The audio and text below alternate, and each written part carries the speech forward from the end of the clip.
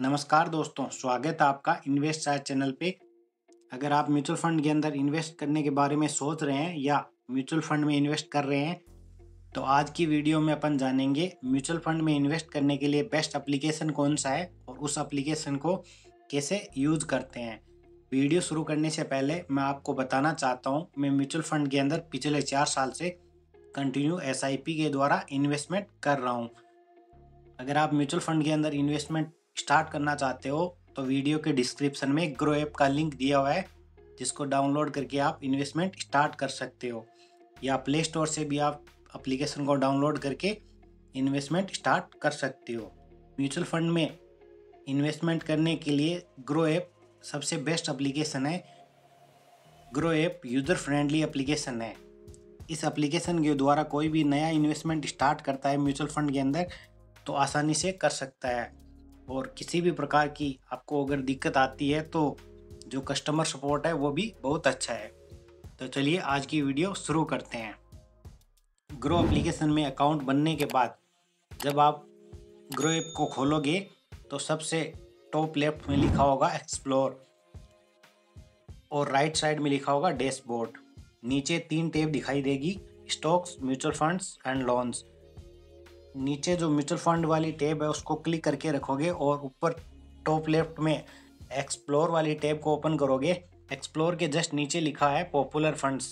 Popular fund में top 4 mutual fund दिखाई देंगे जिन्होंने पास्ट के अंदर अच्छा रिटर्न दिया है। Quant small cap fund direct plan growth, इसने 3 साल के अंदर 56% रिटर्न दिया है, इसलिए ये सबसे टॉप पे दिखाई दे रहा है।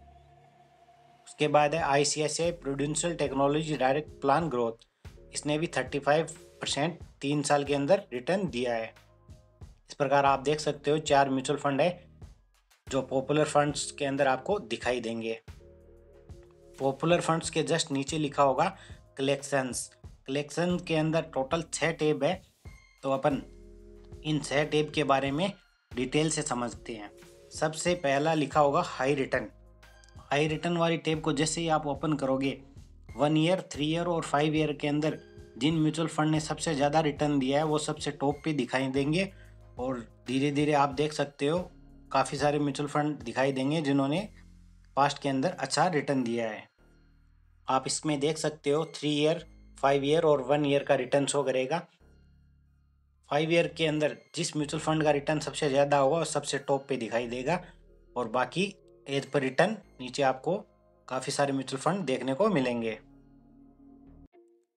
दूसरी वाली जो टैब है SIP विथ 500, इस टैब को जैसे ही आप ओपन करोगे start a SIP with as low as 500 every month. अगर आप महीने के अंदर 500 रुपये की SIP भी करना चाहते हो तो वो सब म्यूचुअल फंड आपको दिखाई देंगे जिसके अंदर आप 500 रुपये की SIP कर सकते हो, और उसके साथ साथ आपको उस म्यूचुअल फंड का रिटर्न भी दिखाई देगा 3 ईयर, 5 ईयर और 1 ईयर का।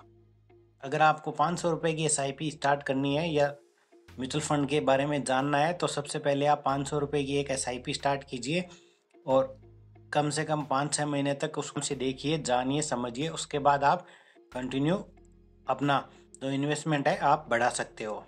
तीसरी जो टैब है वो है tax saving.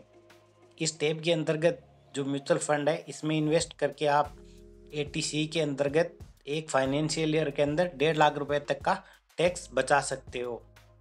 In mutual fund में इन्वेस्ट करने पे आपको एक दिक्कत ये आ सकती है, इनमें अगर आप इन्वेस्ट कर देते हो तो 3 साल तक का लॉक इन पीरियड रहता है, यानी 3 साल से पहले आप पैसा निकाल नहीं सकते। 4 नंबर की जो टैब है लार्ज कैप। लार्ज कैप वाली टैब को ओपन करोगे तो ये लो रिस्क वाले म्यूचुअल फंड दिखाई देंगे। लार्ज कैप कंपनियां हैं जो शेयर मार्केट के अंदर, उसके अंदर आपका पैसा इन्वेस्टमेंट होता है। अगर आपको म्यूचुअल फंड में इन्वेस्टमेंट करना है और रिस्क कम लेनी है तो आप लार्ज कैप म्यूचुअल फंड के साथ इन्वेस्टमेंट स्टार्ट कर सकते हो।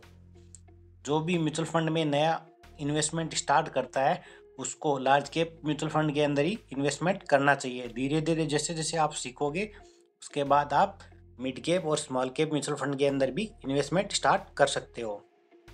नेक्स्ट जो टैब है mid cap. Mid cap mutual fund के अंदर इन्वेस्टमेंट करके आप एक अच्छी खासी वेल्थ क्रिएट कर सकते हो। इसके अंदर मीडियम रिस्क रहती है और रिटर्न भी उसी के हिसाब से आपको मिलता रहेगा। जिन म्यूचुअल फंड ने 3 ईयर, 5 ईयर और 1 ईयर के अंदर सबसे ज़्यादा रिटर्न दिया है पास्ट के अंदर, वो सबसे टॉप पे दिखाई देंगे। एज पर रिटर्न काफ़ी सारे आपको म्यूचुअल फंड यहाँ पे देखने को मिलेगा।